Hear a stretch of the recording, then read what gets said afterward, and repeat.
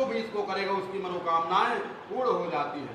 नारद जी ने कहा कि फल तो प्राप्त हो जाएगा, पर विधान क्या है, करना कैसे है। पहले पके कहते हैं पके केले केले की फली, शक्कर घी दूध गेहूं का चूर्ण सवाया लेकर भक्ति बांधवों के साथ और भक्ति श्रद्धा के साथ बंधु बांधवों को साथ मिला करके भगवान का भक्ति से पूजन करे, श्रद्धा भक्ति के साथ हमेशा भगवान का पूजन करता रहे। धीरे धीरे सभी दुख दूर हो जाएंगे, सुख की प्राप्ति हो जाएगी। तो कहते आज तक किसी ने किया है महाराज? तो भगवान ने कहा नारद जैसे कि बिल्कुल किया है। मैं आपको एक पुराना इतिहास सुनाता हूँ। काशीपुरी नगरी में एक शतानंद नाम के ब्राह्मण रहा करते थे। ब्राह्मण बड़ा गरीब थे, भिक्षा मांगकर अपने परिवार का पालन पोषण करते थे और भिक्षा में इतना सारा धन नहीं प्राप्त होता था कि परिवार पल सके। एक दिन ऐसा भी आया, भगवान के ऐसे रुष्ट हुए कि कई दिन बीत गए, भिक्षा में कुछ मिला ही नहीं। और भिक्षा भी धर्म के अनुसार मांगते थे। धर्म कहता है वेद के अनुसार, धर्म के अनुसार कि 5 घर भिक्षा मांगनी चाहिए। 5 घर में जो दे दिया सो दे दिया। तो वह ब्राह्मण देवता 5 घर भिक्षा मांगते थे। कभी एक घर में मिला, कभी 2 घर में मिला। इस प्रकार से बच्चे भूख से विह्वल हो रहे हैं और आज 3 दिन हो गया, भिक्षा में कुछ भी नहीं मिल पा रहा है। बच्चों को भूख से तड़पता हुआ देख करके जब अगले दिन भिक्षा के लिए चले तो रास्ते में जंगल पड़ा और जंगल में बैठ करके वह सोचने लगे, विचार करने लगे कि मैं ऐसा हूँ कि अपने बच्चों का पेट नहीं भर पा रहा हूँ, मेरे बच्चे भूख से विह्वल हो रहे हैं। यही विचार करते करते भगवान को याद करता हुआ वह ब्राह्मण देवता रोने लगा। जब रोने लगा भगवान को याद करके तो भगवान वह बूढ़े ब्राह्मण का रूप बना करके भगवान सत्यनारायण वहाँ प्रकट हो जाते हैं। सत्यनारायण प्रकट हो गए क्योंकि भगवान को प्रसन्न करने के लिए हमें सच्ची श्रद्धा भक्ति से केवल पुकारना है। जिस प्रकार से बच्चा अपनी माँ को बुलाने के लिए रोने लगता है और माँ सारा काम छोड़ करके बच्चे के पास पहुँच जाती है, उसी प्रकार से भगवान को पाने के लिए हमें केवल श्रद्धा भक्ति के साथ उसको पुकारना है, रोना है। जो रोएंगे हम, लेकिन नकली रोना नहीं होना चाहिए, असली का रोना हो। भगवान जरूर आ जाते हैं किसी ना किसी रूप में आकर के और उसके सारे दुखों को दूर कर देते हैं। तो ब्राह्मण देवता ने जब भगवान को पुकार करके रोना शुरू किया, विलाप करना शुरू किया, भगवान ब्राह्मण के रूप में प्रकट हो जाते हैं और कहा कि हे ब्राह्मण देवता आप क्यों रो रहे हो? ब्राह्मण ने उनको देखकर प्रणाम किया। महाराज मैं गरीब ब्राह्मण हूँ, भिक्षा मांगकर गुजारा करता हूँ, लेकिन भिक्षा में इतना सारा धन नहीं प्राप्त होता कि मेरा परिवार पल सके। इसलिए ऐसा कोई तब आप कोई उपाय बताएं महाराज इस गरीबी से छुटकारे का। सत्यनारायण भगवान ने कहा कि हे ब्राह्मण देवता आप चिंता मत करो, आप भगवान श्री सत्यनारायण का व्रत करो, पूजन करो, जिसको करने से आपकी सभी मनोकामनाएं पूर्ण हो जाएंगी। और सारा विधान ब्राह्मण देवता को बतला करके भगवान अंतर ध्यान हो जाते हैं। ब्राह्मण ने मन में संकल्प किया कि आज जो भी मुझे भिक्षा में धन प्राप्त होगा उससे मैं भगवान का उत्तम व्रत करूंगा, उत्तम पूजन करूंगा। ऐसा मन में विचार करके भिक्षा के लिए चले और जब भिक्षा के लिए चले तो आज चमत्कार हो गया। जो देखते ही दरवाजा बंद कर लिया करते थे आज बुला बुला के भिक्षा दे रहे हैं। कहते हैं, इसलिए कहे हैं तुलसीदास जी महाराज कहते कि जहाँ पर कृपा राम की होई, आप पर कृपा करे सब कोई। जहाँ पर कृपा राम की होई, आप पर कृपा करे सब कोई। जब भगवान की कृपा हो जाती है तो सब बुला बुला के सम्मान देते हैं, जो जहाँ जाओ वहीं जय जयकार होती है। और अगर भगवान रूठ गया हो तो परिवार में सगे भाई भी, सगा परिवार भी साथ नहीं निभाता है। आज ब्राह्मण देवता के दिन फिर गए, भगवान ने आज उनका दिल फेर दिया, कृपा कर दिया। आज लोग बुला बुला के भिक्षा दे रहे हैं। अरे महाराज आप हमारे दरवाजे से शुरू करें, यहीं से आपको भिक्षा मिलेगी। खूब सारा धन प्राप्त हुआ, प्रसन्न होकर हुआ है। ब्राह्मण देवता बाजार से सारा सामान इकट्ठा किया, पके केले की फली, शक्कर घी दूध गेहूं का चूर्ण सब लेके घर पहुंचा। अपने बंधु बांधव परिवार को बुलाकर विधिवत भगवान का पूजन करता है और हर महीने भगवान का पूजन करने लगा, व्रत करने लगा, जिसको करने से धीरे धीरे उसके सारे दुख दूर हो गए, घर में सुख समृद्धि छा गई और वह यहाँ का सुख भोगने के पश्चात अंत को वैकुंठ धाम हो जाता है। बोले वृंदावन बिहारी लाल की जय, सत्यनारायण भगवान की जय।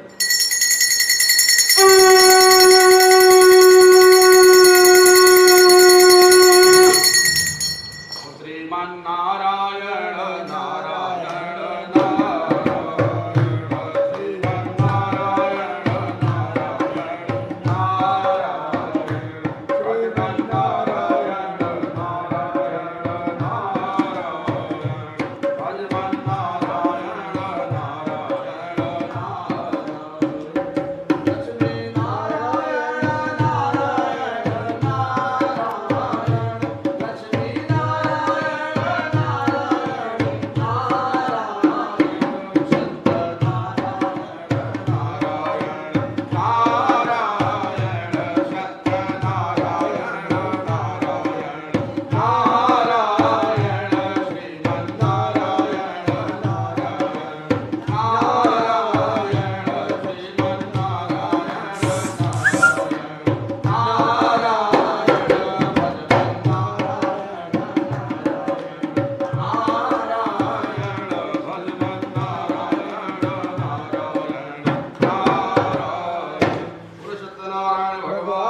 की जय। अध्याय सूत हुआ। सूत जी महाराज ऋषियों को बता रहे हैं कि इस प्रकार से नारद जी को भगवान नारायण ने यह कथा सुनाई।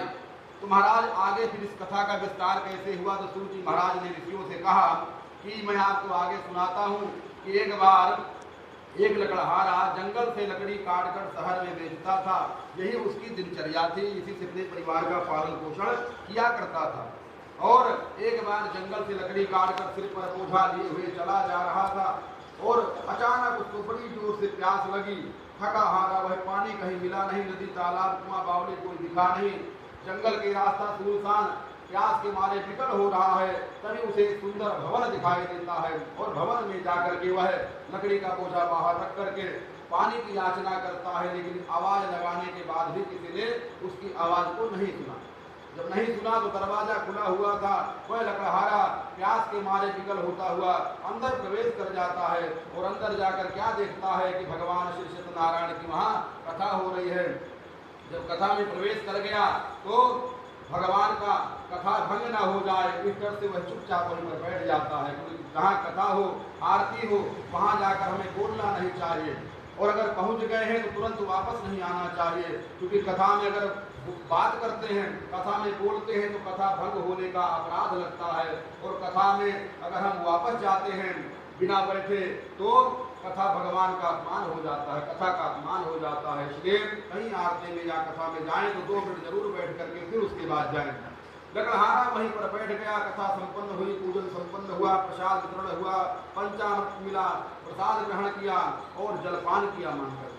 जल पीने के बाद देखा कि वही ब्राह्मण देवता जो कल गरीब हुआ करते थे आज इतने बड़े भवन के स्वामी हैं। जाके चरणों में प्रणाम करता है, कहता महाराज मैं आपको जानता हूँ, आप बहुत गरीब हुआ करते थे, आज ये सब कैसे प्राप्त हुआ। ब्राह्मण ने कहा कि हे लकड़हारे, ये भगवान श्री सत्यनारायण का कृपा का प्रसाद है। और वो सारा विधान सारा कथा उनको सुनाई। लकड़हारा बड़ा प्रसन्न हुआ और कहा कि महाराज अगर पूजा करने से, भगवान की भक्ति करने से हमारे दुख दूर होते हैं, गरीबी दूर होती है, तो मैं भी इसको अवश्य करूंगा, आप मुझे इसका विधान बतलाएं। और ब्राह्मण देवता ने सारा विधान लकड़हारे को बतला दिया। लकड़हारा बड़ा प्रसन्न हुआ और जलपान करने के पश्चात अग्नि का बोझा सर पर रखकर चल देता है और मन में विचार करता है कि आज लकड़ी में जो भी पैसा मिलेगा बेचने के बाद मैं उससे भगवान का पूजन करूंगा। इसी विचार में मगन होता हुआ वह चला जा रहा है और जहाँ रोज लकड़ी बेचता था उससे बहुत आगे निकल गया, क्योंकि मन में विचार चल रहा था, ध्यान नहीं दे पाया। और जब दूसरे नगर में पहुंचा वहाँ धनवान लोग रहते थे, लकड़ी ले लो आवाज लगाई और लकड़ी लेने के लिए लोग आए और उस दिन 4 गुना धन दे करके लकड़ी उसकी बिकी, 4 गुना धन प्राप्त हुआ। प्रसन्न होकर सार बाजार से सारा सामान इकट्ठा करता है, अपने घर को जाता है और वहाँ पहुँच करके बंधु बांधवों को बुलाकर भक्ति श्रद्धा के साथ भगवान का पूजन करता है। हर महीने भगवान का पूजन करता है, श्रद्धा भक्ति से जीवन यापन करते हुए और यहाँ के सारे सुख प्राप्त करने के पश्चात अंत को वैकुंठ धाम हो जाता है। कुल वृंदावन बिहारी लाल की जय, सत्यनारायण भगवान की जय।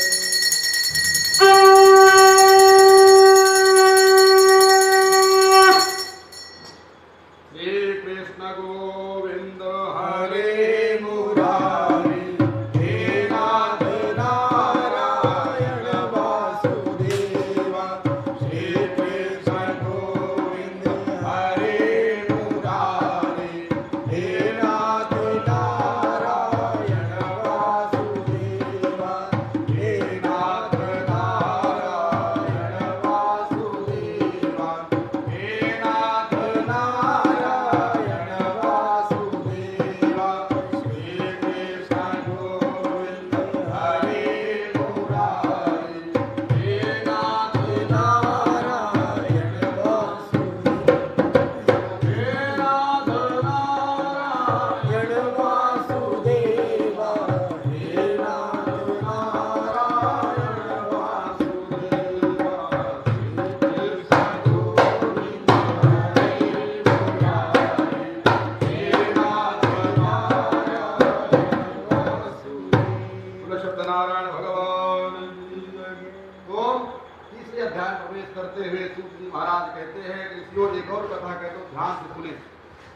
सत्यनारायण की जो कथा है वो 4 वर्णों ने, यानी पहले ब्राह्मण देवता पूजा करते हैं, उसके बाद लकड़हारा शूद्र वर्ण में आते हैं वे पूजा करते हैं, एक उसके बाद वैश्य और जो है क्षत्रिय, चारों वर्णों ने भगवान सत्यनारायण का व्रत किया, पूजन किया। कहने का तात्पर्य है कि भगवान की भक्ति सबके लिए है।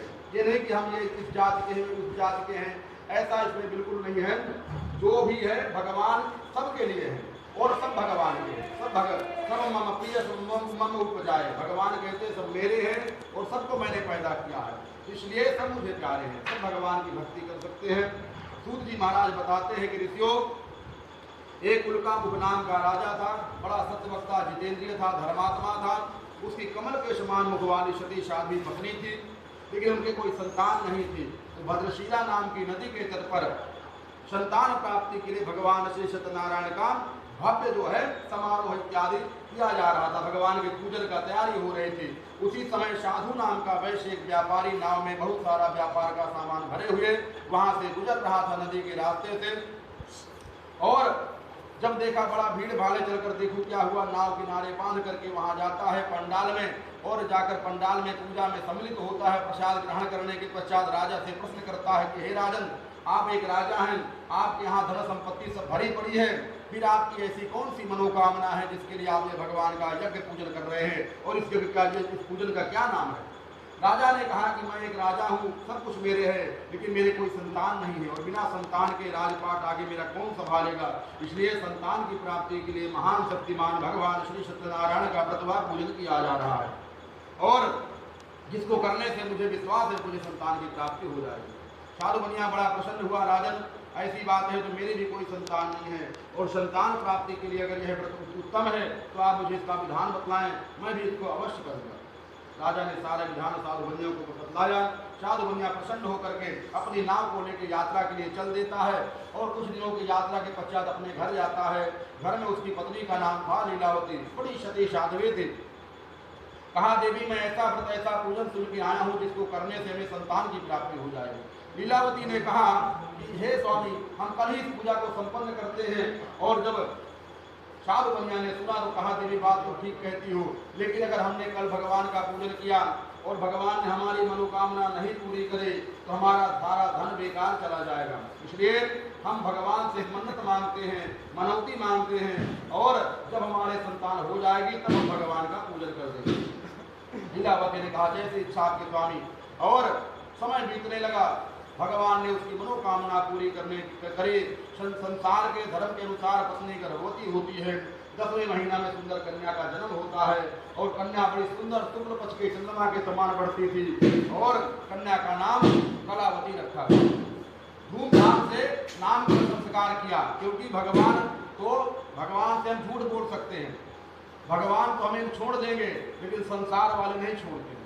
उनको तो खिलाए बिना नहीं बनेगा। लोग पीछे पड़ गए, सेठ जी बधाई हो, बिटिया हुई है, कन्या हुई है, कुछ ऐसे सूखा नहीं चलेगा। तो खूब भंडारा किया, बेचारा भंडारा किया, नामकरण संस्कार किया। और जब सारा काम संपन्न हो गया तो पत्नी ने कहा कि स्वामी आपने सारा काम बहुत अच्छा कर दिया, लेकिन दुर्भाग्य से भगवान का पूजन अभी हमारा रह गया। तब साधु बनिया को याद आया, कहा, देवी बात तो ठीक कहती हो, लेकिन अभी देखा कितना बड़ा भंडारा किया हूँ मैं, कितना खर्चा हो गया, अभी तो मेरा हाथ बहुत टाइट है, कर्जा हो गया है ऊपर से। अब ऐसा करेंगे, फिर से पंडित जी बुलाओ, फिर से सारा काम करना पड़ेगा। तो जब इसका विवाह करेंगे तब भगवान का पूजन भी कर देंगे, दोनों काम एक साथ हो जाएंगे। लीलावती ने कहा, ठीक है स्वामी, जैसी आपकी इच्छा। और समय बीतने लगा, समय का काल चक्र चलता रहा, और एक दिन सखियों के साथ अपनी पुत्री को खेलते हुए देखा साधु बनिया ने, और देखा पुत्री मेरी विवाह के योग हो गई। दूत को बुलाकर कहा, मेरी पुत्री के लिए सुंदर वर खोज कर लाओ। दूत गया और कंचन नगर से देखभाल करके सुंदर एक बड़ी पुत्र को ले आया। देखकर बड़ा प्रसन्न हुआ, बंधु बांधवों के साथ मिलकर के धूमधाम से अपनी पुत्री का विवाह उस बड़े पुत्र के साथ कर देता है, और उसको घर जमाई बनाकर घर में ही रख लेता है। समय बीतने लगा, एक दिन दामाद को बुलाकर साधु बनिया ने कहा कि अब आपका गृहस्थ आश्रम बस गया है, अब आपको कुछ धन कमाना चाहिए, क्योंकि बिना धन के गृहस्थी नहीं चलती है। विवाह के बाद भी भगवान का पूजन अभी तक नहीं कर पाया, फिर भूला बैठा है, और इस बार दुर्भाग्य से लीलावती को भी याद नहीं रहा। इधर साधु बनिया व्यापार में अपने दामाद को लेकर व्यापार करने लगा, उसको सिखाने के लिए। और चंद्रकेतु के राज्य में रतनशाहपुर नगर में गए, वहां पर जो है व्यापार करने लगे। अब भगवान ने विचार किया कि अब इसको कुछ दंड देना चाहिए। भगवान भी हमारे पूजा के भूखे नहीं बैठे हैं, लेकिन जो हम भगवान से प्रेम करते हैं तो भगवान भी हमसे प्रेम करने लगते हैं और वो हमारे साथ खेलने लगते हैं। जैसे छोटा बालक अपने माता पिता के साथ खेलता है, दौड़ के आता है पिता के पास और पिता जो है भागता है, बेटा उसका पीछा करता है, पकड़ लूँगा, और फिर कहते पकड़ लिया। उसी प्रकार भगवान भी, हम उनके बच्चे हैं तो हमसे खेलते हैं, थोड़ा सा तकलीफ दे करके, दंड दे करके हम आनंद लेते हैं। भगवान ने कहा चलो इसके साथ खेलते हैं, और भगवान अपने भक्त के लिए खेलने के लिए भगवान स्वयं चोर बन के आ गए। राजा चंद्रकेतु के राज्य में चोरी करी और सोने चांदी हीरे जवाहरात की पोटली बनाकर सिर पे रखकर भागने लगे। अब इधर जो है सिपाहियों ने देखा चोर भाग रहा है तो पीछा किया, आगे आगे चोर भागे, पीछे पीछे सिपाही भाग रहे हैं, और चोर भागता हुआ जो भगवान रूपी, जो माया रूपी चोर है, वह जाकर के ससुर जमाई जहाँ ठहरे हुए थे वहाँ सिरहाने पोटली रख दिया और वहाँ से गायब हो जाते हैं। जब सिपाही भागते हुए गए, देखा सामान तो यहीं रखा हुआ है, दो लोग सोए हुए हैं, कौन है ये? तुम्हारी दौलत, उठो, चोरी करते हो तुम लोग। अब जब जो है उनको उठाया गया तो कहा महाराज कैसी बातें करते हो, हम चोर नहीं, हम तो व्यापारी हैं, और ये हीरे जवाहरात सोना चांदी तुम्हारे पंडाल में रखा हुआ, सिरहाने रखे हो, चोर हो तुम लोग। और बांध कर ले गए। सवेरे दरबार लगा और राजा के सामने पेश किया गया, खूब चिल्लाए, पर भगवान रूठा हुआ इसलिए कोई नहीं सुन रहा है। काल कोठरी की सजा मिल गई, काल कोठरी में डाल दिया गया। समय बीतने लगा, महीना बीता, 2 महीना बीता, इधर माँ बेटी कलावती लीलावती बड़ी परेशान, हमेशा जल्दी आ जाया करते थे, इस बात बहुत दिन लगा दिया, कहाँ है कुछ पता भी नहीं है, कहाँ खोज खबर उनके लिए। इस प्रकार विचार करते रहे और भगवान इधर भी माया रूपी चोरी करवाई। और एक दिन ऐसा हुआ कि घर में चोरी हुई, अन्न का एक दाना भी नहीं बचा। अब बेचारी भूखी प्यासी बैठी रही, किसके घर जाए, किससे कहें अपना दुख। मान मर्यादा का ख्याल करके चुपचाप घर में रहती हैं। ऐसे करते हुए 3 दिन बीत गए, भूख प्यास से विह्वल हो रही हैं। एक दिन कलावती ने विचार किया कि ऐसे तो भूखे मर जाएंगे, कहीं भिक्षा मांगकर गुजारा करते हैं, और शाम के समय कोई देख ना ले, क्योंकि बड़े घर की बहू बेटियां हैं, ऐसे घर घर जाएंगी तो लोग क्या कहेंगे, पूर्वजों का नाम बदनाम होगा। तो शाम के समय चुपचाप एक ब्राह्मण के घर में गई, कुछ मांग कर लाती हूँ खाने के लिए। और वहां जाकर जब देखा तो भगवान की वहां कथा हो रही है, कथा सुनने के लिए बैठ जाती है। कथा संपन्न के पश्चात उसको प्रसाद जो मिला, प्रसाद लेकर घर जाती है। लीलावती ने कान पकड़ा कि तेरे मन में कोई पाप चल रहा है, तेरे पति तेरे पिता घर पर नहीं है और तू कहाँ भ्रमण करती है घर घर। ऐसे अबला नारी अगर घर घर घूमने लगे तो उसे अपमान झेलना पड़ता है, लोग बातें करते हैं उसके लिए। कलावती ने कहा कि माँ मेरे मन में कोई पाप नहीं है, और मैं भिक्षा के लिए ब्राह्मण के घर में गई थी, वहाँ भगवान की कथा हो रही थी, कथा सुनने लगी इसलिए देर हो गई। तेरे लिए प्रसाद लेके आई हूँ, तू भूखी है, ले प्रसाद खा, बहुत दिन से भूखी है। लीलावती ने कहा कौन से देवता की कथा हो रही थी? कहती भगवान श्री सत्यनारायण। लीलावती को याद आता है, अरे तेरे जन्म के पहले हमने मन्नत मांगी थी भगवान से कि हमें कन्या प्राप्त हो, संतान प्राप्त हो जाएगी तो हम भगवान का पूजन करेंगे, व्रत करेंगे। आज तक हमारा वह पूजन, वह व्रत नहीं हो पाया है, और इन्हीं देवता की पूजा करनी थी, यही कथा करनी थी। आज उसी का परिणाम है कि हम दुख पा रहे हैं। मैं कल ही इस पूजन को संपन्न करूंगी, ऐसा मन में संकल्प किया, पर करूं कैसे, बिना धन के धर्म नहीं होता है। इसलिए बड़ी चिंता में थी। प्रातःकाल बाग से कुछ कच्चे पके फल बीन लाए, फूल तोड़ लाए, तुलसी का पत्ता ले आए, और घर में लोटा भर के भगवान की फोटो रख करके जोत जलाकर हाथ जोड़कर बैठ जाती है। हे परमात्मा, इस समय आपको देने के लिए मेरे पास कुछ नहीं है, ये जो दिया हुआ है इसी को आप ग्रहण करें, और मेरे सभी दुखों को दूर करके मेरे पति और मेरे दामाद जहाँ कहीं भी हों सुरक्षित हों और शीघ्र घर आ जाएं। महाराज हमारे सभी दुखों को दूर करो, हम बहुत दुखी हैं। इस समय आपको देने के लिए मेरे पास कुछ नहीं है, लेकिन आपने गीता में कहा है पत्रम पुष्पम फलम तोयम योमा भक्ति प्रचति। आप कहते हैं प्रभु कि अगर कोई मुझे पत्र यानी तुलसी का पत्ता अर्पण कर दे, कुछ भी ना हो, केवल तुलसी का पत्ता पाकर भी मैं प्रसन्न हो जाता हूँ। पत्रम पुष्पम, कोई फूल तोड़कर चढ़ा दे उससे प्रसन्न हो जाता हूँ। फल कोई एक चढ़ा दे तो भी मैं प्रसन्न हो जाता हूँ। पत्रम पुष्पम फलम, और कहते हैं और कुछ ना मिले तो एक लोटा जल ही चढ़ा दे, उससे भी प्रसन्न हो जाता हूँ। तो आज मैं वही आपको अर्पण कर रही हूँ। मेरे पास पत्र है, पुष्प है, फल है और ये जल है, और कुछ नहीं इसके अलावा। भगवान कहते हैं भाव से हो, लेकिन शर्त क्या है? प्रसन्न तो होता हूँ मैं पत्र पुष्प फल से, लेकिन भाव होना चाहिए। बिना भाव के तो मैं 56 प्रकार का भोजन भी नहीं ग्रहण करता। भाव का भूखा हूं मैं और भाव ही एक सार है, भाव से भजता जो मुझको तो भव से बेड़ा पार है। भाव से आज लीलावती ने भाव से भगवान को अर्पण किया और आंसू बहाकर भगवान के सामने रोने लगी, प्रार्थना करने लगी। प्रार्थना करती है, भगवान प्रसन्न हो जाते हैं, क्योंकि भगवान की सबसे बड़ी भक्ति भगवान की प्रार्थना है। दिल से की गई प्रार्थना ही भगवान की भक्ति है। इसलिए भगवान प्रसन्न हुए, राजा चंद्रकेत को स्वप्न में दर्शन दिया और कहा तेरे यहाँ जो बंदी बंद है उन्हें तुरंत छोड़ दो। उन्होंने कोई चोरी नहीं करी और जितना धन तूने उनका छीन लिया है सब वापस कर दो। नहीं मानोगे तो मैं तुम्हारा राजपाट सब नष्ट कर दूंगा। राजा की नींद खुल गई। प्रातःकाल दरबार बुलाया, बड़े बड़े ज्ञानी पंडितों को बुलाया, विचार विमर्श किया, क्या करूं, ऐसा मुझे सपना आया हुआ है। पंडितों ने कहा कि ये बहुत बड़ी बात है महाराज, आपको भगवान का दर्शन हो गया और आप भगवान की आज्ञा माने, तुरंत उनको छोड़ दीजिए, अब इसमें देर मत करो। तुरंत उनको बुलाया गया, काल कोठरी से निकाला गया, कपड़े फट गए हैं, बड़े बड़े बाल हो गए हैं, कई दिन से नहाया धोया नहीं, ढंग से भोजन नहीं प्राप्त हो रहा जेल में। कहा चलो राजा साहब बुलाया है। डर के मारे कांपने लगे, पहले तो जेल में डाल दिया, क्या फांसी देने वाले हैं। कहते चलो वहीं पता चलेगा क्या होने वाला है आपके साथ। और हथकड़ी लगाए हुए जब दरबार में पेश किया, राजा से प्रार्थना करी, हे राजन हमने कोई चोरी नहीं करी, हम निर्दोष हैं। राजा साहब कहा मैं जानता हूँ, तो फिर ये जेल क्यों दे रखी है। कहते तुम्हारे भाग में दुख था, मैं क्या करूं, अब तुम्हें कोई डर नहीं है। और उनके नहलाया गया, बाल कटवाए गए, नए कपड़े आभूषण पहनाए गए, उसके बाद उनको भोजन कराया गया और जितना धन उनसे लिया था उससे 4 गुना धन हीरे जवाहरात सोना चांदी विदाई में दिया और 4 सिपाही साथ में देकर कहा इनको घर तक छोड़ के आओ, जाओ अपने घर जाओ। साधु मुनिया बड़ा प्रसन्न हो गया, राजा को प्रणाम करके चल देता है। नाव में सारा सामान बढ़िया तरीके से रख करके और यात्रा करने के लिए चल जो है प्रारंभ करता है। यात्रा शुरू होने वाली है, उसी समय भगवान ने कहा चल कर देखो बुद्धि ठीक हुई कि नहीं, और एक दंडी महाराज का रूप बना करके वहाँ भगवान जो है प्रकट हो जाते हैं।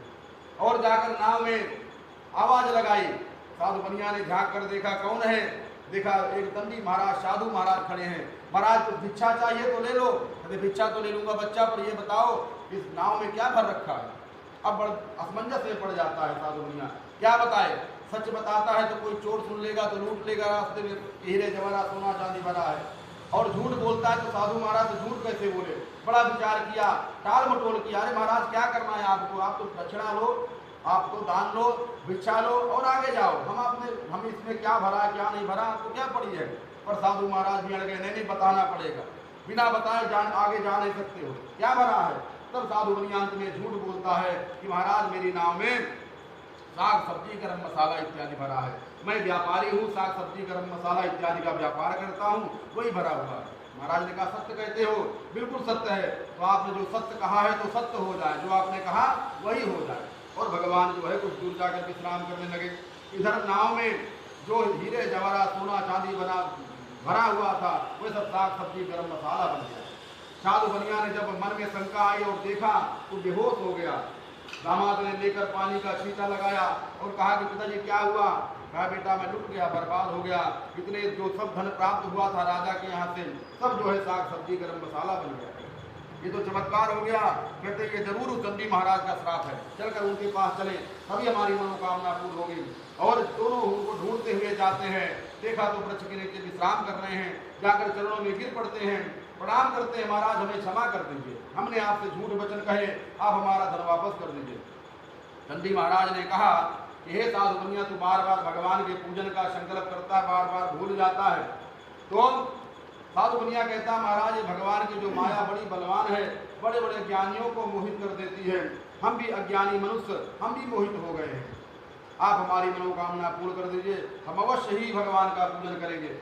और भगवान ने तथास्तु कहकर अंतर ध्यान होते हैं। इधर साधु मुनिया आया, नाव धन से परिपूर्ण है, देखकर बड़ा प्रसन्न हुआ, वहीं पर भगवान का पूजन करके मंगलाचरण किया और यात्रा प्रारंभ कर देता है। कुछ दिनों की यात्रा के पश्चात अपने नगर के समीप पहुंच जाता है। नगर के समीप पहुंचने पर अपने दूत जो साथ में 4 सिपाही आए हैं उनसे कहा कि जाओ घर में खबर कर दो हम लोग आ गए हैं, कोई चिंता करने की बात नहीं है।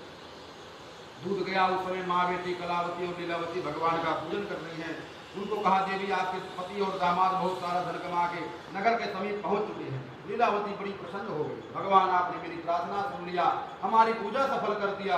और बिटिया से कहा कलावती से कि बेटी मैं तो पति के दर्शन को जाती हूँ, तू भगवान का पूजन संपन्न करके प्रसाद ग्रहण करके तुम भी पीछे से आ जाना। और लीलावती चली जाती है। कलावती जब सुना कि मेरे पति आए हुए हैं तो वह भी विह्वल हो जाती है प्रेम में, और भगवान का पूजन अधूरा छोड़ दिया, न प्रसाद ग्रहण किया, न भगवान को प्रणाम किया, और वह भी पीछे पीछे चली जाती है। भगवान को क्रोध आ गया और नाव में बैठे बैठे दामाद अचानक गायब हो गए। जब पीछे मुड़कर देखा दामाद जी है ही नहीं। सोचा पानी में गिर गए, नदी में गिर गए, बड़े बड़े गोताखोर बुलाए गए, खूब ढूंढा गया पर कहीं नहीं मिले। और अंत में यही निश्चय किया गया कि अब दामाद इस दुनिया में हमारे नहीं रहे।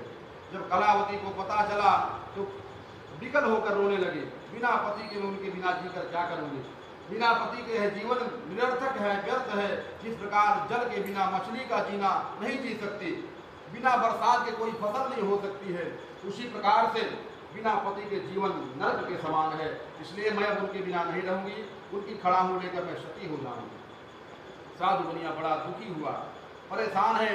एक संतान परमात्मा ने दिया, वह भी आज मरने के लिए तैयार है। अभी जेल भोग के आया हूँ, अभी घर में घुसा भी नहीं, फिर से एक नया दुख प्राप्त हो गया। ये क्या हो रहा है मेरे से, मुझसे या मेरे परिवार से कोई अपराध हुआ है? हे परमात्मा क्षमा कर दीजिए, मैं आपकी शरण में आया हूँ। भगवान से प्रार्थना करता है, शरण में आए हैं हम तुम्हारी, दया करो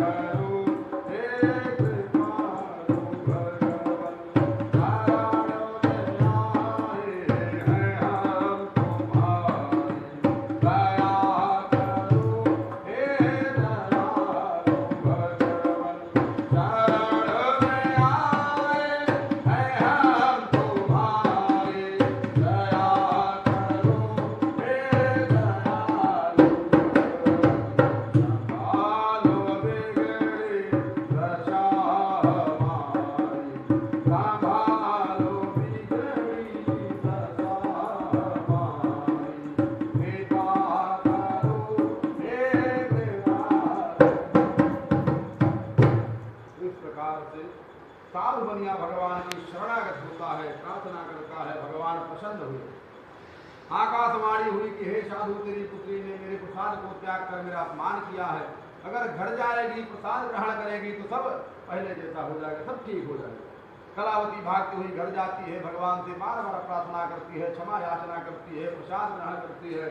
और जब वापस आई तो दामाद सामने प्रकट हो जाता है, उसका पति सामने प्रकट हो जाता है, बड़ी प्रसन्न होती है। साधु बनिया प्रसन्न हो गया और भगवान की शक्ति को जानकर भगवान की भक्ति में लग गया।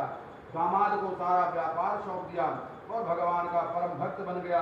हर महीने भगवान का व्रत करता है, पूजन करता है, भगवान के गुणानुवाद गाता है और यहाँ के सुख भोगने के पश्चात अंत को वैकुंठ धाम को जाता है। बोले वृंदावन बिहारी लाल की जय, सत्यनारायण भगवान की जय।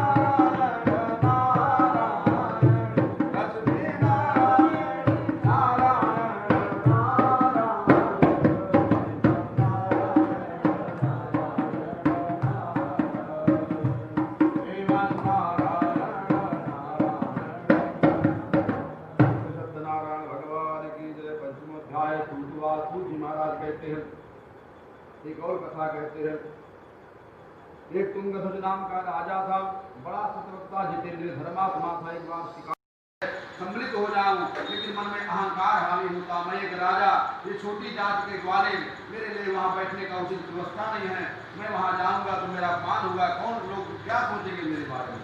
और यह मन में विचार करके वह वहां पर नहीं जाता है, ना प्रणाम करता है। जब कथा संपन्न हुई, पूजन संपन्न हुआ, ग्वालों ने सबसे पहले राजा को प्रसाद दिया, और राजा के सामने प्रसाद का दोना रखा है, और राजा जो है प्रसाद को त्याग देता है। फिर वही मन में अहंकार, मैं एक राजा हूँ, ये छोटी जात के लोग हैं, इनके हाथों का बना प्रसाद मैं ग्रहण करूंगा तो मेरा अपमान होगा, मुझे नहीं खाना चाहिए। और ऐसा विचार कर वह प्रसाद को त्याग देता है, घोड़े पर बैठकर अपने राज को जाता है। राज में जाकर देखा तो महल में क्या देखता है, महल टूटा फूटा पड़ा है, रानियां सब मरी पड़ी है, बच्चे सब मरे पड़े हैं, सब खत्म हो रखा है। मन में विचार करता है, न कोई भूकंप आया, न कोई राजा ने आक्रमण किया, ये हुआ तो हुआ कैसा। ऐसा मन में विचार करके विचार करता है कि कहीं मुझसे कोई गलती तो नहीं हो गई। तब याद आता है कि मैंने भगवान का प्रसाद त्यागा, भगवान के पूजन का अपमान किया, कथा का अपमान किया, उसी का परिणाम है, उसके बिना कुछ नहीं हो सकता है। ऐसा मन में विचार कर तुरंत वापस आता है, ग्वालों के पास जाता है और विधिवत भगवान का पूजन करवाता है, क्षमा याचना करता है। प्रसाद ग्रहण करके जब घर गया तो सब पहले जैसा प्राप्त करता है। और सूत जी महाराज कहते हैं, जो भी परम दुर्लभ व्रत को करता है उसकी सभी मनोकामनाएं पूर्ण हो जाती हैं। जिन्होंने जन्म में भगवान का कथा करी, पूजन करा, व्रत किया, उसका अगला जन्म कैसा हुआ। कहते हैं जो ब्राह्मण देवता थे, अगले जन्म में स्वयं सुदामा जी बने, भगवान श्री कृष्ण की भक्ति करके मोक्ष प्राप्त करते हैं। जो लकड़हारा था, अगले जन्म में दूराज केवट बने, भगवान श्री राम की गंगा पार उतार कर मोक्ष प्राप्त करते हैं। जो साधु नाम का वैश्य था, अगले जन्म में स्वयं मौरध्वज बनते हैं और अपने पुत्र को आविष्कार कर भगवान श्री कृष्ण की भक्ति करके मोक्ष प्राप्त करते हैं। जो उल्टा मुख नाम का राजा था, स्वयं वो मनु हुए और अनेक जप करने के पश्चात मुक्ति को प्राप्त करते हैं। जो तुंगध्वज नाम का राजा था, अगले जन्म में स्वयं दशरथ जी बने, उनके यहाँ स्वयं भगवान राम जी अवतार लेते हैं, उन्हें मुक्ति प्राप्त कराते हैं। जो भी परम दुर्लभ व्रत को करता है सभी मनोकामनाएं पूर्ण हो जाती हैं। कलयुग में यही मोक्ष का और सुख का साधन है, इसको करने से सभी मनोकामनाएं पूर्ण होती हैं। कलयुग में कोई देव कहता है, कोई ईश कहता है, कोई विष्णु कहता है, कोई सत्यनारायण कहता है। ये परम दयालु कृपालु भगवान सभी की मनोकामना पूर्ण करते हैं। बोले सत्यनारायण भगवान।